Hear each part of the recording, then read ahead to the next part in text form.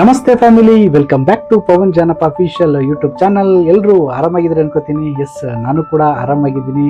So ನಮ್ಮಿಬ್ಬರ ಪ್ರೇಮ ಕಥೆಯ part 2ಗೆ ನಿಮ್ಮೆಲ್ಲರನ್ನು ಹಾರ್ಟ್ಲಿ ವೆಲ್ಕಮ್ ಮಾಡ್ತಾ, ಸೊ ನಮ್ಮ ಮೊದಲನೇ ಪಾರ್ಟ್ಗೆ ಸಾಕಷ್ಟು ಒಳ್ಳೆ ರೆಸ್ಪಾನ್ಸ್ ಬಂದಿದೆ. ಸಾಕಷ್ಟು ಜನ ಒಂದು ಒಳ್ಳೆ ಕಮೆಂಟ್ನ ಹೇಳಿ ಒಂದಿಷ್ಟು ಸಜೆಷನ್ಸ್ ಎಲ್ಲ ಹೇಳಿದ್ದೀರಾ. ಪಾರ್ಟ್ 2ಗೋಸ್ಕರ ತುಂಬ ವೆಯ್ಟ್ ಮಾಡ್ತಾ ಕೂತಿದ್ದೀರಾ ಅಂತ ನಾನು ಅಂದ್ಕೊಳ್ತೀನಿ.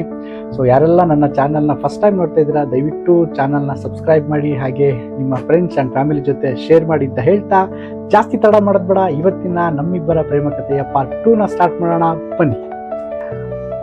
ಎಸ್ ಫ್ಯಾಮಿಲಿ, ಸೊ ನಿಮ್ಮೆಲ್ಲರಿಗೂ ಫಸ್ಟ್ ಪಾರ್ಟಲ್ಲಿ ನೋಡಿರ್ತೀರಾ, ಜಸ್ಟ್ ಕೇಳಿರ್ತೀರಾ, ನಮ್ಮಿಬ್ಬರ ಲವ್ ಟ್ರ್ಯಾಕ್ ಚೆನ್ನಾಗಿ ನಡೀತಾ ಇತ್ತು. ಸೊ ನಾನೊಂದಿಷ್ಟು ಸೀರಿಯಸ್ ಆಗಿದ್ದೆ. ನಿಜವಾಗ್ಲೂ ಏನೋ ಹೇಳ್ತಾರಲ್ಲ, ಗಂಡು ಮಕ್ಕಳೇ ಯಾವತ್ತೂ ಒಂದೊಳ್ಳೆ ಮನಸ್ಸನ್ನ ಇಟ್ಕೊಂಡು ಪ್ರೀತಿ ಮಾಡ್ತಾರೆ ಅಂತ. ಸೊ ಅದು ನನ್ನ ಲೈಫಲ್ಲೂ ಆಗಿತ್ತು, ನನಗೆ ಗೊತ್ತಿದ್ದಿಲ್ಲ. ಬಟ್ ಅದರ ಮುಂದುವರಿದ ಭಾಗ ಅವಳ ಕಡೆಯಿಂದ ಒಂದಿಷ್ಟು ಏನೋ ರಿಸ್ಟ್ರಿಕ್ಷನ್ ಇತ್ತು, ಅವಳಿಗೆ ಒಂದಿಷ್ಟು ಕನ್ಫ್ಯೂಷನ್ಸ್ ಇತ್ತು. ಅದನ್ನು ಅವಳೇ ಹೇಳ್ತಾಳೆ. ಏನಾಗಿತ್ತು ನಿಮಗೆ? ಅದೇ, ನಾನು ಕಾಲೇಜ್ ಟೈಮಲ್ಲಿ ನಂದು ಒಬ್ಳು ಫ್ರೆಂಡ್ ಇದ್ಲು. ಸೊ ಅವಳ ಜೊತೆ ನಾನು ನಂದು ಫೀಲಿಂಗ್ಸ್ ಎಲ್ಲ ಶೇರ್ ಮಾಡ್ಕೊಂಡಿದ್ದೆ. ನಮ್ದು ಲವ್ ಸ್ಟೋರಿ ಬಗ್ಗೆ ಅವಳಿಗೆ ಸಹ ಹೇಳ್ಕೊಂಡಿದ್ದೆ. ಬಟ್ ನಾನು ಅದ್ರ ಬಗ್ಗೆ ಇಷ್ಟು ಸೀರಿಯಸ್ನೆಸ್ ಇಲ್ಲ ಅಂತ ಸಹ ಹೇಳ್ಕೊಂಡಿದ್ದೆ. ಸೊ ಅವಳ ಹೆಸರು ಶೆರಿನ್ ಅಂತ. ಇವಾಗ ಸಹ ನನ್ನ ಜೊತೆ ಕಾಂಟ್ಯಾಕ್ಟ್ ಅಲ್ಲಿ ಇದ್ದಾಳೆ. ಕೇರಳದವಳು. Hi Cherry, if you are watching this video. ಅವಳಿಗೆ ಕನ್ನಡ ಬರಲ್ಲ, ಸೊ ಇಂಗ್ಲೀಷಲ್ಲಿ ಜಸ್ಟ್ ಹಾಯ್ ಅಂತ ಹೇಳ್ತಾ ಇದ್ದಾವೆ. ಸೊ ಅವಳು ಹೇಳಿದ್ಲು ಒಂದು ದಿವಸ, ನನಗೂ ಮೀಟ್ ಮಾಡಬೇಕು ಅವನನ್ನು ಅಂತ. ಸೊ ನೆಕ್ಸ್ಟ್ ಟೈಮ್ ಯಾವಾಗ ಇವ್ರು ಬರ್ತಾರೆ ಮೀಟ್ ಮಾಡೋಕ್ಕೆ, ಆವಾಗ ಮೀಟ್ ಮಾಡಿಸು ಅಂತ ಹೇಳಿದ್ರು. ಸೊ ಒಂದು ಪ್ರಾಬ್ಲಮ್ ಏನಿತ್ತು ಅಂದರೆ, ಇಬ್ರಿಗೂ ಲ್ಯಾಂಗ್ವೇಜ್ ಪ್ರಾಬ್ಲಮ್ ಇತ್ತು. ಅವಳಿಗೆ ಕನ್ನಡ ಬರಲ್ಲ, ಇವರಿಗೆ ಇಂಗ್ಲೀಷ್ ಅರ್ಥ ಆಗುತ್ತೆ, ಬಟ್ ಕನ್ವೆ ಮಾಡೋಕ್ಕಾಗ್ತಾ ಇರಲಿಲ್ಲ. ಸೊ ಒಂದು ದಿವಸ ಇವ್ರು ಯಾವಾಗ ಬಂದಿದ್ರು, ಆವಾಗ ಇವರಿಬ್ರು ಒಂದು ಹೋಟೆಲ್ಗೆ ಹೋಗಿ, ರೆಸ್ಟೋರೆಂಟ್ಗೆ ಹೋಗಿ ಇವರಿಬ್ಬರೇ ಮೀಟ್ ಆಗಿದ್ರು. ನಾನು ಹೋಗಿರಲಿಲ್ಲ. ಸೊ ಇಬ್ರು ಏನು ಮಾತಾಡಿದ್ರು ಅಂತ ಗೊತ್ತಿಲ್ಲ. ಒಂದು 1 hour ಸ್ಪೆಂಡ್ ಮಾಡಿದ್ರು ಅನ್ಸುತ್ತೆ. ಇಬ್ರು ಜಾಸ್ತಿ ಆಗಿತ್ತು ಅನ್ಸುತ್ತೆ. ಇಬ್ರು ಮಾತುಕತೆ ಮಾಡ್ಕೊಂಡು, ಅವಳು ಹೇಳಿದ್ದು ಇವ್ರಿಗೆ ಅರ್ಥ ಆಗಿದೆ, ಇವ್ರು ಹೇಳಿದ್ದು ಅವಳಿಗೆ ಅರ್ಥ ಆಗಿದೆ. ಮನಸ್ಸಿನ ಮಾತು ಮಾತಾಡೋತ್ತಿಗೆ ಲ್ಯಾಂಗ್ವೇಜ್ ಅಡ್ಡನೇ ಬರಲ್ಲ, ಓಕೆನಾ, ನನ್ನ ಪ್ರಕಾರ. ಸೊ ಇಬ್ರು ಯಾರಾದರೂ ಮನಸ್ಸಿಂದ ಮಾತಾಡ್ತಿದೀವಿ ಅಂದರೆ ಅದಕ್ಕೆ ಲ್ಯಾಂಗ್ವೇಜ್ ಅವಶ್ಯಕತೆನೇ ಇಲ್ಲ. ಸೊ ಅದು ನಮ್ಮಿಬ್ರಲ್ಲಿ ಆಯಿತು. ಓಕೆ.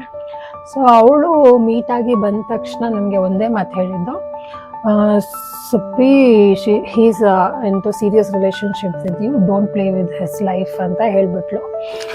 ಓಕೆ. ಮತ್ತೆ ಓಕೆ, ಒಂದು ಸ್ವಲ್ಪ ಚೇಂಜಸ್ ಬಂದಿತ್ತು. ಒಂದು ಹೇಳ್ಬೋದು, ಒಂದು 50% ಚೇಂಜಸ್ ನಾನು ಸ್ವಲ್ಪ ಕನ್ಸಿಡರ್ ಮಾಡಿದ್ದೆ ಈ ಅವಳದೊಂದು ಸಜೆಷನ್ ಮೇಲೆ. ಅದಾದಮೇಲೆ ಎಂತೂ ನಂದು ಇಂಜಿನಿಯರಿಂಗ್ ಒಂದು 3 to 4 ಫೈನಲ್ ಇಯರ್ಸ್ ತನಕ ಹೇಗೇನೋ ನಮ್ಮದು ಲವ್ ಲೈಫ್ ಹೀಗೇನೆ ಹೋಯ್ತು. ಅದಾದಮೇಲೆ ನಾನು ಇಂಜಿನಿಯರಿಂಗ್ ಮಾಡಬೇಕಾದ್ರೆ PG ಅಲ್ಲಿ ಇರ್ತಾ ಇದ್ದೆ. ಅಲ್ಲಿ ನನಗೆ ಒಬ್ರು ಸೀನಿಯರ್, ಒಳ್ಳೆ ಸೀನಿಯರ್ ಇದ್ರು. ಅವ್ರು ಬೇರೆ ಯಾವಾಗೆಲ್ಲ ಇವರು ನನ್ನನ್ನು ಮೀಟ್ ಆಗಲಿಕ್ಕೆ ಬರ್ತಾ ಇದ್ರು. ಅವರು ತುಳುವವ್ರೆ. ಸೊ ಅವ್ರಿಗೂ ಸರಿತಕ್ಕ ಬೆಳ್ತಂಗಡಿ ಅವರು. ಸೊ ಅವ್ರಿಗೂ ಇವರು ತುಂಬ ಇಷ್ಟ ಆಗಿದ್ರು. ಸೊ ಅವರು ನನಗೆ ತುಂಬ ಸಜೆಸ್ಟ್ ಮಾಡ್ತಾ ಇದ್ರು, ಅವನ ಜೊತೆ ನೀನು ಆಟ ಆಡಕ್ಕೆ ಹೋಗ್ಬೇಡ, ಅವ್ನು ತುಂಬ ಸೀರಿಯಸ್ ಆಗಿದ್ದಾನೆ, ನಿನ್ನ ಬಗ್ಗೆ ಸೀರಿಯಸ್ ಆಗಿದ್ದಾನೆ, ಸೊ ಸೀರಿಯಸ್ ಆಗಿ ತಗೋ ಅಂತ ತುಂಬ ಸತಿ ಹೇಳಿದರು. ಅದಾದಮೇಲೆ ಫೈನಲ್ ಇಯರ್ ಇಂಜಿನಿಯರಿಂಗಲ್ಲಿ ನಂದು ಅಣ್ಣ ಸೈಡ್ ಬೈ ಸೈಡ್ ಏನು ಮಾಡ್ತಾ ಇದ್ದ ಅಂದರೆ, ನನಗೆ ಪ್ರಪೋಸಲ್ ನೋಡ್ತಾ ಇದ್ದ. ಅವನಿಗೆ ಗೊತ್ತಿರಲಿಲ್ಲ ನಂದು ಲವ್ ಸ್ಟೋರಿ ಬಗ್ಗೆ. ಸೊ ಅವನ ಪಾಳಿಗೆ ನೋಡ್ತಾ ಇದ್ದ. ಒಂದು ರೆಸ್ಪಾನ್ಸಿಬಿಲಿಟಿ ಇರುತ್ತೆ. ಆ್ಯಕ್ಚುಲಿ ಆ ಟೈಮಲ್ಲಿ ನಾನು ಪ್ರೀತಮ್ ಕಾಂಟ್ಯಾಕ್ಟಲ್ಲೇ ಇದ್ವಿ, ಚೆನ್ನಾಗಿ ಮಾತಾಡ್ತಾ ಇದ್ವಿ, ಚೆನ್ನಾಗಿದ್ವಿ. ನಾವು ಆ್ಯಕ್ಚುಲಿ ಫೋನಲ್ಲಿ ಮೀಟ್ ಮಾಡ್ತಾ ಇದ್ದಿಲ್ಲ, ಬಟ್ ಫೋನಲ್ಲಿ ತುಂಬ ಚೆನ್ನಾಗಿ ಮಾತಾಡ್ತಾ ಇದ್ವಿ.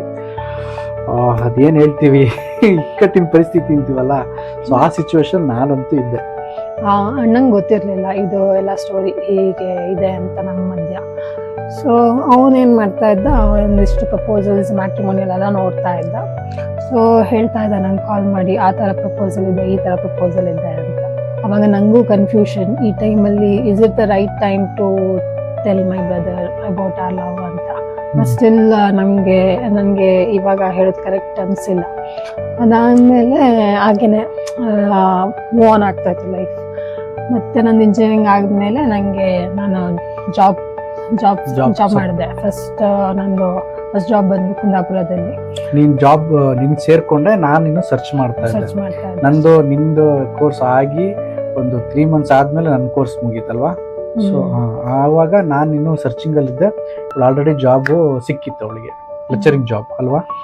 First field lecturing. ಸೊ ಅಲ್ಲಿ ವರ್ಕ್ ಮಾಡ್ತಾ ಇರ್ಬೇಕಾದ್ರೆ ಮನೇಲಿ ಎಲ್ಲ ಸೀರಿಯಸ್ ಆಗಿ ಪ್ರಪೋಸಲ್ ಹೋಗ್ತಾ ಇದ್ರು.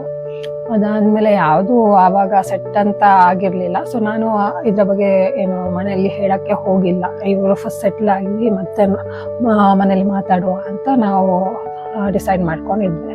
ಮತ್ತೆ ನನ್ನ ಅಣ್ಣಂಗೆ ಒಂದು ಡೌಟ್ ಇತ್ತು ನನ್ನ ಮೇಲೆ. ಅವ್ನು ಯಾವಾಗ್ಲೂ ಅವನು ಇಲ್ಲಿ ಇರ್ತಾ ಇರ್ಲಿಲ್ಲ, ಅವನು ತಮಿಳ್ನಾಡಲ್ಲಿ ಇರ್ತಾ ಇದ್ದ. ಅಲ್ಲಿ ಅವನು ಸ್ಟಡೀಸ್ ಮಾಡ್ತಾ ಇದ್ದ. ಅವಾಗ ನಂಗೆ ಯಾವಾಗ್ಲೂ ಕಾಲ್ ಮಾಡ್ಬೇಕು, ನನ್ ಕಾಲ್ ಬಿಸಿ ಬರ್ತಾ ಇತ್ತು. ಸೊ ಅವನಿಗೆ ಸ್ವಲ್ಪ ಡೌಟ್ ಇತ್ತು, ಏನಾದ್ರೂ ಇವಳು ಕಮಿಟೆಡ್ ಅಂತ.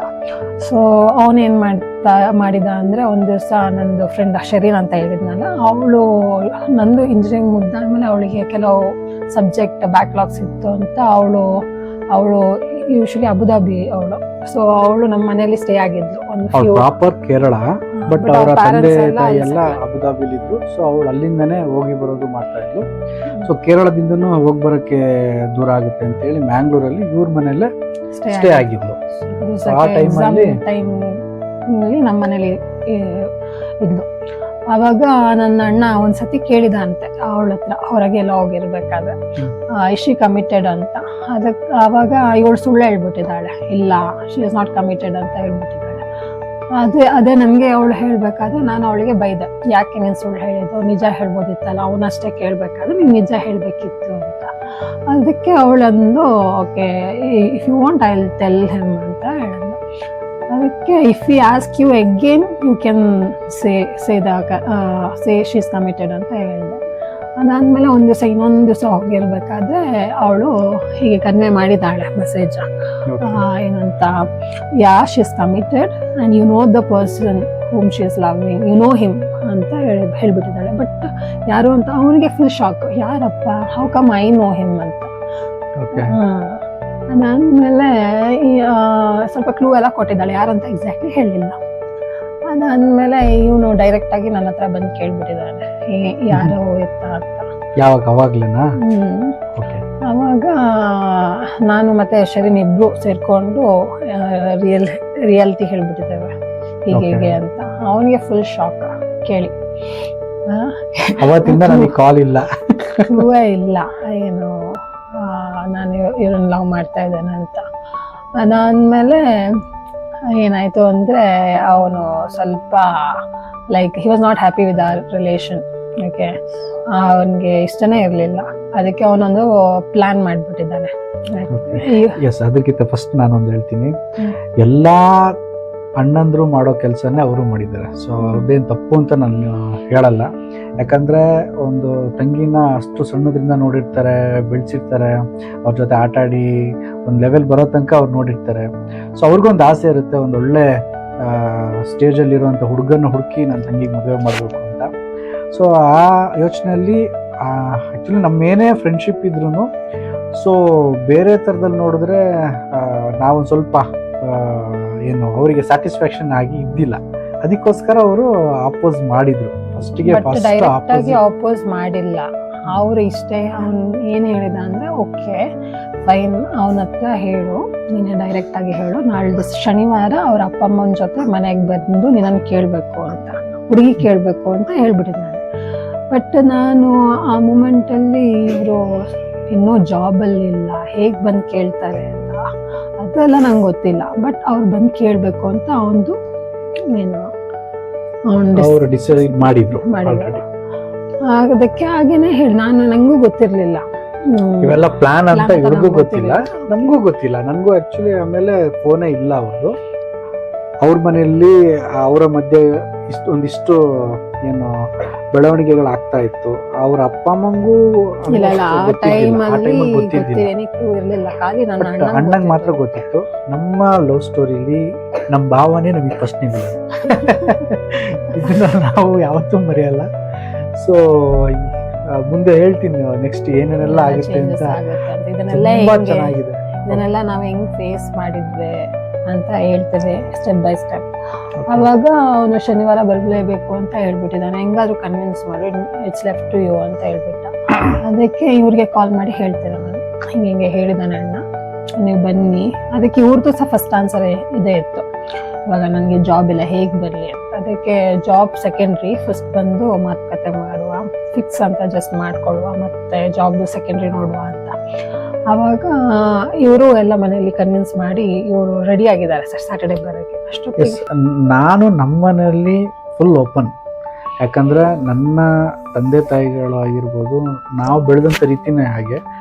ನಮ್ಮ ಪೇರೆಂಟ್ಸು ಯಾವತ್ತೂ ನಮ್ಮನ್ನ ತುಂಬ ಫ್ರೀಯಾಗಿ ಬಿಟ್ಟಿದ್ರು, ಯಾವುದಕ್ಕೂ ತುಂಬ ರಿಸ್ಟ್ರಿಕ್ಷನ್ ಮಾಡ್ತಾ ಇದ್ದಿಲ್ಲ. ನಿಮಗೆ ಗೊತ್ತು, ಒಂದು ಲೆವೆಲ್ ತನಕ ಒಂದಿಷ್ಟು ಸ್ಟ್ರಿಕ್ಟ್ ಇರುತ್ತೆ. ನಮ್ಮ ತಂದೆನೂ ಟೀಚರ್ ಆಗಿದ್ರು, ಸೊ ಒಂದಿಷ್ಟು ರಿಸ್ಟ್ರಿಕ್ಷನ್ ಇರುತ್ತೆ, ಒಂದಿಷ್ಟು ಸ್ಟ್ರಿಕ್ಟ್ನೆಸ್ ಇರುತ್ತೆ ಒಂದು ಲೆವೆಲ್ ತನಕ. ಒಂದು ಲೆವೆಲ್ ಆದಮೇಲೆ ನಾವು ತುಂಬ ಫ್ರೆಂಡ್ಲಿ ಆಗಿದ್ವಿ. ಸೊ ಹಾಗಾಗಿ ನಾನು ಫಸ್ಟೇ ಕಮಿಟ್ ಆದ ತಕ್ಷಣ ನಾನು ನಮ್ಮ ಮನೇಲಿ ನಾನು ಹೇಳಿಬಿಟ್ಟಿದ್ದೆ, ಇವಳ ಆ್ಯಕ್ಚುಲಿ ಲವ್ ಮಾಡ್ತಾ ಇದ್ದೀನಿ, ಸೊ ಹೀಗಂತ. ನಮ್ಮ ಮನೇಲಿ ಏನೂ ಪ್ರಾಬ್ಲಮ್ ಇದ್ದಿಲ್ಲ, ಫುಲ್ ಕ್ಲಿಯರ್ ಇತ್ತು. ಬಟ್ ಒಂದು ಪ್ರಾಬ್ಲಮ್ ಅಂದರೆ ಅದೇ ಜಾಬ್ ಇಲ್ಲ, ಆ ಥರ ಎಲ್ಲ ಸರ್ಚಿಂಗಲ್ಲಿ ಇದ್ದಿದ್ದರಿಂದ ಒಂದಿಷ್ಟು ಕನ್ಫ್ಯೂಷನ್ ಇತ್ತು. ಬಟ್ ಸ್ಟಿಲ್ ನಮ್ಮ ಮನೆಯವರು ಆಯ್ತು ಹೋಗೋಣ ಮಾತಾಡೋಕ್ಕೇನು ಅಂತೇಳಿ ರೆಡಿ ಇದ್ರು. ಸೊ ನಾನು ಇವಳಿಗೆ ಕಾಲ್ ಮಾಡಿ ಹೇಳಿದ್ದೆ, ಬರ್ತೀವಿ ನಾವು ಸಾಟರ್ಡೆ ಬರ್ತೀವಿ, ಏನಿದೆ ಅದರಲ್ಲಿ ಅಂತ. ಅದಾದ್ಮೇಲೆ ಇದನ್ನ ಸೇಮ್ ಅಣ್ಣಂಗೆ ಕನ್ವೆ ಮಾಡ್ಬೇಕಾದ್ರೆ ಅವನ ರಿಯಾಕ್ಷನೇ ಬೇರೆ. ಅವನ್ ಫುಲ್ ತಿರ್ಬಿಟ್ಟ, ಅದ ಹೆಂಗೆ ಅವ್ರು ಯಾವ ಮುಖ ಇಟ್ಕೊಂಡು ಬರ್ತಾರೆ ನನ್ ಕೇಳಕ್ಕೆ ಅಂತ ಹೇಳ್ಬಿಟ್ಟ. ಅವಾಗ್ಲೇ ಗೊತ್ತು ನಮ್ಗೆ, ಓಕೆ ಇವನ್ಗೆ ಆಕ್ಚುಲಿ ಇವ್ರು ಬರಬಾರ್ದು ಅಂತಾನೆ ಇದು ಇವನ್ ಪ್ಲಾನ್ ಮಾಡಿದ್ದು ಅಂತ ಅವಾಗ್ಲೇ ಗೊತ್ತು. ಅವತ್ತು ತುಂಬಾನೇ ಬೇಜಾರಾಯ್ತು, ಹೀಗೆ ಸಹ ಇರ್ತಾರ ಜನ ಅಂತ ಅನ್ಸ್ಬಿಡ್ತು ನಂಗೆ. ಆದ್ಮೇಲೆ ನಾನು ಸ್ಲೋಲಿ ಥಿಂಕ್ ಮಾಡಿದೆ, ನಾನು ಅಪ್ಪನ ಹತ್ರ ಡೈರೆಕ್ಟ್ಲಿ ಈ ವಿಷಯ ಮಾತಾಡಬೇಕು ಅಂತ ಥಿಂಕ್ ಮಾಡಿ ಸ್ವಲ್ಪ ಟೈಮ್ ತಗೊಂಡು ಅಪ್ಪನಿಗೆ ಒಂದು ದಿವಸ ಅಂತೂ ಇಂತೂ ತುಂಬಾನೇ ಆಕ್ಚುಲಿ ತುಂಬಾ ಹೆದರುತ್ತಾನೆ. ಇವಾಗ್ಲೂ ನನ್ನ ಅಪ್ಪನ ನೋಡಿದ್ರೆ ತುಂಬಾ ಹೆದರಿಕೆ ಇದೆ. ಹೆದರಿಕೆನ ಅದು ರೆಸ್ಪೆಕ್ಟ್ ಅಂತ ರೆಸ್ಪೆಕ್ಟ್ ಅಂತ ಹೇಳ್ಬೋದು. ತುಂಬಾನೇ ಧೈರ್ಯ ಮಾಡಿ ಒಂದ್ ದಿವಸ ಹೇಳೇ ಬಿಟ್ಟ ಅವ್ರಿಗೆ. ತುಂಬಾ ಇವಳು ಧೈರ್ಯ ಮಾಡಿ ಹೇಳೋಕ್ಕಿಂತ ಮುಂಚೆ ಇನ್ನೊಂದು ಇನ್ಸಿಡೆಂಟ್ ಆಗಿದೆ. ಸೊ ನಮ್ಮ ಮನೆಯಲ್ಲಿ ನಮ್ಮ ಅತ್ತಿಗೆ ಸ್ವಲ್ಪ ನನಗೂ ಅವ್ರಿಗೂ ಆಗ್ತಾ ಇದ್ದಿಲ್ಲ. ಆ ಮೂಮೆಂಟಲ್ಲಿ ಅವರು ಇವಳ ಹತ್ರ ಕಾಂಟ್ಯಾಕ್ಟ್ ಇರೋದ್ರಿಂದ ಅವರಿಬ್ರು ಮಾತಾಡ್ತಾ ಇದ್ರು. ಸೊ ಏನೋ ಒಂದು ವಿಚಾರದಲ್ಲಿ ಸಣ್ಣ ಪುಟ್ಟ ಕ್ಲಾಶಸ್ ಆಗಿದ್ರಿಂದ ಇವಳಿಗೂ ಮತ್ತೆ ನಮ್ಮ ಅತ್ತಿಗೆಗೂ ಒಂದಿಷ್ಟು ಮಾತುಕತೆ ಆಗಿದೆ. ನಮ್ಮ ಅತ್ತಿಗೆಗೆ ಫುಲ್ ರೈಸ್ ಆಗಿಬಿಟ್ಟಿದೆ. ಸೊ ಅವರು ಇವಳ ಹತ್ರ ಕೇಳಿದ್ದಾರೆ, ನಾನು ನಿಮ್ಮ ಅಪ್ಪಂಗೆ ನಮ್ಮಿಬ್ರು ವಿಚಾರ ಹೇಳ್ಬಿಡ್ತೀವಿ ಅಂತ ಹೇಳಿದೀಗ ಇವಳು ಹೇಳ್ಕೊಳ್ಳಿ ಅಂತ ಹೇಳ್ಬಿಟ್ಟಿದ್ದಾಳೆ. ಗೊತ್ತಾಗ್ಲೇಬೇಕು, ಹೇಳ್ಕೊಳ್ಳಿ ಅಂತ. ಬಟ್ ಇವಳೇನು ಅನ್ಕೊಂಡ್ಲು, ಹೇಳಲ್ಲ ಅಂತ ಅನ್ಕೊಂಡಿದ್ಲು. ಬಟ್ ನಮ್ಮ ಅತ್ತಿಗೆ ಅದು ಒಳ್ಳೇದು ಮಾಡಿದ್ರೋ ಗೊತ್ತಿಲ್ಲ, ಕೆಟ್ಟದಿಕ್ಕೆ ಅಂತ. ಬಟ್ ಸ್ಟಿಲ್ ಅವತ್ತೇ ಸಂಜೆ ಕಾಲ್ ಮಾಡಿಬಿಟ್ಟು ನಮ್ಮ ಮಾವಂಗೆ ಫುಲ್ ಹೇಳ್ಬಿಟ್ಟಿದ್ದಾರೆ. ಮನೇಲಿ ನಮ್ಮ ಮಾವ ಫುಲ್ ಗರಂ ಆಗಿದ್ರು. ಸೊ ಆ ಮೂಮೆಂಟಲ್ಲಿ ಇವಳು ಅವ್ರಿಗೆ ಕನ್ವಿನ್ಸ್ ಮಾಡಕ್ಕೆ ಟ್ರೈ ಮಾಡ್ತಾಳೆ. ಕನ್ವಿನ್ಸ್ ಅಂತಲ್ಲ, ಅವರಿಗೆ ಗೊತ್ತಾಗ್ಬಿಟ್ಟಿದೆ ವಿಷಯ. ಬಟ್ ಅವರು ಅದನ್ನ ಯಾವ ತರ ತಗೊಂಡ್ರು ಅಂತ ಗೊತ್ತಿಲ್ಲ. ಬಟ್ ತುಂಬಾ ರೈಸ್ ಆಗ್ಬಿಟ್ಟಿದ್ರು. ಅದೇ ದಿವಸ ನಮ್ಮ ಇದರಲ್ಲಿ ಕಾಲೇಜಲ್ಲಿ ಒಂದು ಫೆಸ್ಟ್ ಇತ್ತು. ನಾನು ಬಂದಿದ್ದು ಸಹ ತುಂಬಾ ಲೇಟ್ ಆಗಿತ್ತು. ಸೊ ಅವ್ರಿಗೆ ಕಾಲ್ ಮಾಡಿ ರಿಸೀವ್ ಮಾಡಕ್ಕೆ ಬಸ್ ಸ್ಟ್ಯಾಂಡಿಗೆ ಕರೆದಿದ್ದೆ. ಇಬ್ರು ಅಪ್ಪ ಅಮ್ಮನವರು ಬಸ್ ಸ್ಟ್ಯಾಂಡ್ಗೆ ಬಂದಿದ್ರು. ಬಟ್ ಏನೂ ಮಾತಾಡ್ತಾ ಇಲ್ಲ, ಫುಲ್ ಒಂಥರ ಬೇಜಾರಿಂದ ಏನೋ ಸಿಟ್ಟು ಮಾಡ್ಕೊಂಡಿದ್ದಂಗೆ ಇದ್ರಪ್ಪ. ಅದಾದ್ಮೇಲೆ ಅಪ್ಪ ನಂಗೆ ಡೈರೆಕ್ಟ್ ಏನೂ ಕೇಳಿಲ್ಲ, ಅಮ್ಮ ಕೇಳ್ಬಿಟ್ರು, ಹೌದಾ ಈ ತರ ಅಂತ ವಿಷಯ ಹೌದಾ ಅಂತ. ಅದನ್ನ ನೆಕ್ಸ್ಟ್ ಡೇ ಕೇಳಿದ್ರು, ಆ ದಿವಸ ಏನು ಕೇಳಿಲ್ಲ. ಅಂದ್ಮೇಲೆ ಅದನ್ನು ಹೇಗೇನೋ ನಾನು ಇದು ಮಾಡಿದೆ, ಎಸ್ಕೇಪ್ ಮಾಡಿದೆ. ಇಲ್ಲಪ್ಪ ಅವ್ರಿಗೇನು ಹುಚ್ಚಿರ್ಬೇಕು, ನಾವಿಬ್ರು ಫ್ರೆಂಡ್ಸ್ ಅಪ್ಪ, ಫೋನಲ್ಲಿ ಮಾತಾಡ್ತೇವೆ, ಅದಕ್ಕೇನೆ ಹೀಗೆ ಹೇಳ್ತಾರ ಅಂತ ಸುಮ್ಮನೆ ಅದನ್ನು ಆ ಟಾಪಿಕ್ ಅನ್ನು ಎಸ್ಕೇಪ್ ಮಾಡಿಬಿಟ್ಟೆ. ಅದು ಎಲ್ಲ ಇದೇನೋ ಮುಂಚಿನ ಕತೆ. ಇದು ನಾನು ಹೇಳಿದ್ನಲ್ಲ ಅಪ್ಪನಿಗೆ ಧೈರ್ಯ ಮಾಡಿ ಹೇಳೋದು, ಇದೆಲ್ಲ ಮತ್ತೆ ಆಲ್ಮೋಸ್ಟ್ ನಾನು ವರ್ಕ್ ಮಾಡ್ಬೇಕಾದ್ರೆ ಫಸ್ಟ್ ಜಾಬ್ ಟೈಮಲ್ಲಿ ಹೇಗಾದ್ರೆ ಇವಾಗ ಹೇಳಲೇಬೇಕು ಅಂತ ಅವ್ರ ಹತ್ರ ಹೇಗೇನೋ ಧೈರ್ಯ ಮಾಡಿ ಹೇಳ್ಬಿಟ್ಟೆ. ಬಟ್ ಅವರು ಸಹ ಕನ್ವಿನ್ಸಿಂಗ್ ಇರಲಿಲ್ಲ, ತುಂಬಾನೇ ನೆಗೆಟಿವ್, ಫುಲ್ಲಿ ನೆಗೆಟಿವ್ ಆದ್ರು ಈ ಟಾಪಿಕ್ ಮೇಲೆ. ಅಲ್ಲ, ಅದು ಅವ್ರ ತಪ್ಪು ಅಂತ ನಾನು ಹೇಳಲ್ಲ, ಯಾಕಂದ್ರೆ ಆಸ್ ಎ ಪೇರೆಂಟ್ ಆಗಿ ಅವ್ರಿಗೂ ಇರುತ್ತಲ್ವಾ. ಸೊ ಆ ಟೈಮಲ್ಲಿ ಸ್ವಲ್ಪ ಅಲ್ಲ, ಫುಲ್ ರಾಂಗ್ ಆಗ್ಬಿಟ್ರು. ಅದಾದ್ಮೇಲೆ ನನ್ನ ಅಣ್ಣ ನಿಮ್ಮ ಅಮ್ಮನಿಗೆಲ್ಲ ಫೋನ್ ಮಾಡಿದ್ದು ತುಂಬಾನೇ ರಾಂಗ್ ಆಗಿ ಮಾತಾಡಿದ್ರು. ನಮ್ಮ ಆಕ್ಚುಲಿ ಪ್ರೀತಮ್ ನಮ್ಮ ಅಮ್ಮಂಗೆ ಫೋನ್ ಮಾಡಿಬಿಟ್ಟು ಫುಲ್ ಗರಮಲ್ಲಿ ಮಾತಾಡ್ಬಿಟ್ಟಿದ್ದಾರೆ. ಸೊ ನಮ್ಮ ಮನೆಯಲ್ಲಿ ನನ್ನ ಅಮ್ಮಂಗೆ ಯಾವಾಗ ಪ್ರೀತಮ್ ನಮ್ಮ ಭಾವ ಫೋನ್ ಮಾಡಿ ಮಾತಾಡಿದ್ರು, ಒಂದಿಷ್ಟು ಗರಂ ಆದರು. ನಮ್ಮ ಮನೇಲಿ ಫುಲ್ ಆಪೋಸ್ ಆಗಿಬಿಟ್ರು. ಆಪೋಸ್ ಅಂದರೆ ಸೊ ಇಷ್ಟೆಲ್ಲ ಯಾಕೆ ಕೇಳ್ಕೋಬೇಕು ನಾವು, ಬೇಡ ನಿಮ್ಮ ಪಾಡಿಗೆ ನೀವು ಇರಿ, ಮುಂದುವರ್ಸೋದೇ ಬೇಡ ಅಂತ ಹೇಳಿದರು. ನಾವು ಇಬ್ಬರು ಮಾತಾಡ್ಕೊಂಡ್ವಿ, ನಾವೆಷ್ಟು ಕನ್ವಿನ್ಸ್ ಮಾಡಬೇಕು ಆ ಲೆವೆಲ್ ತನಕ ನಾವು ಕನ್ವಿನ್ಸ್ ಮಾಡೋಣ, ಟ್ರೈ ಮಾಡೋಣ. ಸೊ ಟಿಲ್ ಟ್ರೈ ಆಗಲಿಲ್ಲ ಅಂದರೆ, ಕನ್ವಿನ್ಸ್ ಆಗಲೇ ಇಲ್ಲ ಅಂದರೆ ನಿಮ್ಮ ಪಾಡಿಗೆ ನೀನಿರು, ನನ್ನ ಪಾಡಿಗೆ ನಾನು ಇರ್ತೀನಿ ಅಂತೇಳಿ ನಾವಿಬ್ಬರು ಡಿಸೈಡ್ ಮಾಡಿ ನಮ್ಮ ರಿಲೇಷನ್ಶಿಪ್ಗೆ ಒಂದು ಬ್ರೇಕ್ ತೊಗೊಂಡ್ವಿ.